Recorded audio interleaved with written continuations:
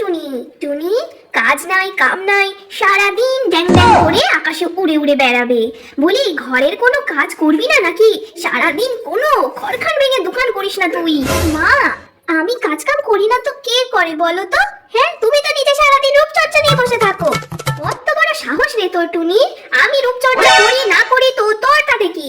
তুই হচ্ছে ঘরের মেয়ে, তোকে তো ঘরের কাজ করতে হবে। তো দুদিন পরে যে বিয়ে করে অন্যর পাখির বাড়ি চলে যাবি সেটা। দেখো মা, আমি কিন্তু এখন বিয়ে করব না। আমার জন্য সবসময় বিয়ে বিয়ে করবে না তো, আমার একদম ভালো লাগে না। একদম বকবি না তুমি, তুই একদম বকবি না। আমি এখন তোর জন্য ছেলে দেখা শুরু করছি। ভালো কোনো পাখি পেলেই তার হাতে তোকে ধরিয়ে দেবো।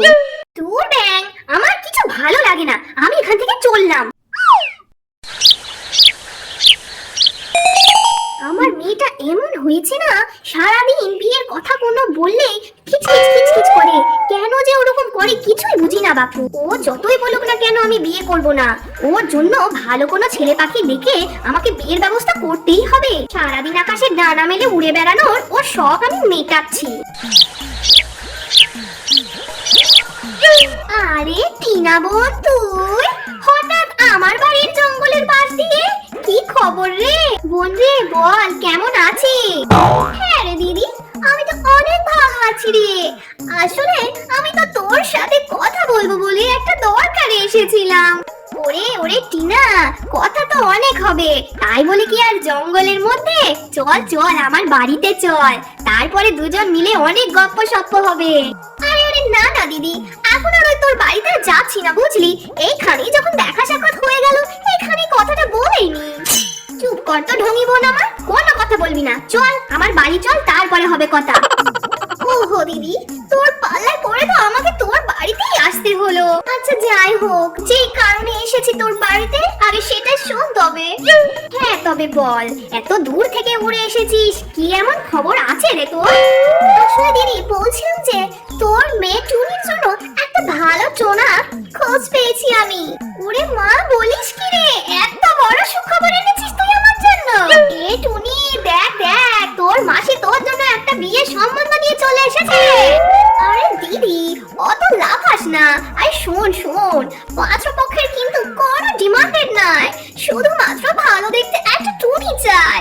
আরে বাপ রে বোন, আরো ভালো সুখবর শোনালি তো। আমার টুনি তো দেখতে এমনি সুন্দরী, তার মধ্যে আবার কোনো ছেলে পক্ষের ডিমান্ডও নেই। শোন দিদি, তাহলে তুই আজকে বিকেলেই সবকিছু জোগাড় জাতি করে রাখ বুঝলি। ওরা কিন্তু সব বিকেলেই উড়ে আসবে তোর বাড়িতে টুনিকে দেখতে। বেশ বেশ, তো ঠিক আছে, এত সুন্দর সুখবর যখন শোনাইলি তাহলে দুটো দানা তো খেয়েই যা। আরে না দিদি, ওসবের আবার কি দরকার বলতো। এই নে খা খা। নমস্কার দিদি, নমস্কার। আসুন আসুন দিদি, ভেতরে আসুন। হ্যাঁ দিদি নমস্কার নমস্কার। কত সুনাম করছিল আমার প্রতিবেশী টিনা দিদি, তার কথাই তো আমি এলাম আমার ছেলেটাকে নিয়ে। শুনলাম নাকি আপনার মেয়ে একদম রূপসী, তার জন্য আমি মনে করেছি যে আমার ছেলের সাথে আপনার মেয়ে টুনিরই বিয়ে দেব। হ্যাঁ দিদি হ্যাঁ, আমাকেও আমার বোন টিনা বলল যে আপনার ছেলে টোনা নাকি খুব কর্মঠ টোনা, খুব ভালো পাখি, অনেক জায়গায় উড়ে উড়ে যায়, কাজ কাম করে, দানা কুটে নিয়ে আসে, বলছিল আমার বোন। হ্যাঁ দিদি, কর্মঠ তো হতেই হবে, সংসার চালাতে গেলে দানা খোঁজার জন্য ছেলেকে তো কর্ম করতেই হবে, তাই না? বাবা তুমি একটা কাজ করো, ওই পাশের রুমে আমার মেয়ে টুনি আছে, তুমি ওর সাথে কথাবার্তা বলো, দিয়ে নিজেদের মধ্যে আলোচনা করে নাও, আর আমি আর আমার বিয়ে মিলে একটু গপ্পসপ্প করে নিই। টুনি, আমি কি তোমার ঘরের মধ্যে আসতে পারি? হ্যাঁ আসুন ভেতরে। আপনি তবে সেই পাত্র? হ্যাঁ টুনি, আমি হলাম টোনা। তো আপনি ভালো আছেন তো? হ্যাঁ টুনি, আমি তো খুব ভালো আছি তোমাকে দেখার পর থেকে। তুমি কেমন আছো আমাকে বলো। এটা একটু বেশি বাড়াবাড়ি হয়ে গেল না? আমাকে দেখার পর থেকে ভালো থাকার মানেটা কি? কিন্তু আমি তো ভালোই আছি। আমি না একটা কথা বলতে চাই। কেন টুনি, কি এমন কথা বলো আমাকে। বলছিলাম যে আমার না বিয়ে করতে একদম ইচ্ছে করে না, কিন্তু মা আমাকে খুব জোর জবরদস্তি করে এই বিয়েতে রাজি করাচ্ছে। তো আপনারও কি বিয়ে করার কোনো ইচ্ছে নাই তো? কেন টুনি, তুমি এইরকম কথা কেন বলছো? বাইরে আমাদের দুজনার মা আমাদের বিয়ের সম্বন্ধ ঠিক করে ফেলেছে, এখন তো আমাদেরকে বিয়ে করতেই হবে। যেটার ভয় ছিল সেটাই হলো। এমন কথা বলো না টুনি, বিয়ের পর দেখবে আস্তে আস্তে সব ভালো লাগবে। আমরা দুই পাখি মিলে আকাশে উড়ে উড়ে যাব বহু দূরে, পাহাড়ে, সমুদ্রের কিনারায়, খুব মজা লাগবে দেখবে। তাহলে বেয়ান, কালকে আমাদের টুনি আর টোনার বিয়ের দিন পাকা করা হোক। হ্যাঁ বেয়ান, এইটাই তাহলে পাকা রইলো। বেয়ান, বলছিলাম যে আমার মেয়ের শুধু একটাই চাহিদা আছে বুঝলেন, ও চায় যে ওর বর যেন একটা কোনো ঘোড়ার গাড়ি করে চেপে আসবে, তাহলে আমার মেয়ে খুব খুশি হয়ে যাবে বিয়েতে। এই টোনা, ওঠ বাবা ওঠ, কত বেলা হয়ে গেছে বলতো, আজকে তো তোর গায়ে হলুদ, ওঠ রে বাবা ওঠ। ওহো, কি জ্বালা বলো দেখিনি মা, আমার গায়ের রং তো এমনি হলুদ পাখি, আমি আবার কি গায়ে হলুদ নেব? পালাও তুমি এখান থেকে, ও হলুদ মলুদ আমার লাগবে না মা। ওরে টোনা, বিয়ে হচ্ছে একটা শুভ জিনিস রে বাবা, গায়ে হলুদ না নিলে যে বিয়ে তো অশুভ হয়ে যাবে। দেখ না বাবা, ওরম করিস নে, কথা শোন আমার। ওফ মা, আমি তো তোমাকে বলছি যে আমার গায়ে হলুদ লাগবে না, আমি তো এমনি হলুদ, আবার ওই শুভ অশুভ কিছু বোঝা লাগবে না। তুমি যাও তো মা, আমাকে একটু রেস্ট নিতে দাও, এখন বিয়ে করতে যেতে হবে আমাকে।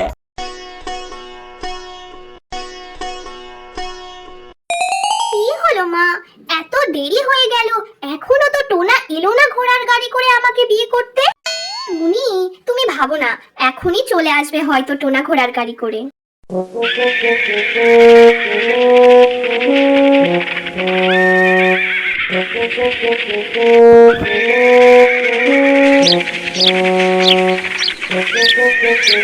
এই জানে, আমি তো বড়ই কেস খেয়ে গেলাম, আমার ঘোড়ার গাড়িটা তো পুরো খাদের মধ্যে পড়ে গেল। এবার আমি কি করে বিয়ে করতে যাব টুনিকে? আমার টুনির তো একটাই চাহিদা ছিল, যেন আমি ঘোড়ার গাড়ি করেই ওকে বিয়ে করতে আসি। কি যে করি আমি এখন? একটা কাজ করি, আমি টুনিকে ফোন করে জিজ্ঞাসা করি যে আমার গাড়িটা তো খাদের মধ্যে পড়ে গেছে, আমি কি উড়ে উড়ে আসবো বিয়ে করতে? হ্যালো টুনি, আমি তোমার সোনা বলছিলাম। আসলে আমি তো তোমাকে বিয়ে করতে আসছিলাম, কিন্তু আমার ঘোড়ার গাড়িটা না খাদের মধ্যে পড়ে গেছে। তুমি যদি বলো তাহলে কিন্তু আমি উড়ে উড়ে তোমাকে বিয়ে করতে চলে আসতে পারি। না টোনা না, আমাদের তো একটা মান সম্মান আছে। আমি বলেছি না তোমাকে ঘোড়ার গাড়ি করে বিয়ে করতে আসতে হবে, তুমি ঘোড়ার গাড়ি করেই আসবে আমাকে বিয়ে করতে। আমি কত আশা করে বসে আছি যে আমার নতুন বর আমার সাথে বিয়ে করার জন্য ঘোড়ার গাড়ি করে আসবে রাজকুমারের মতো করে।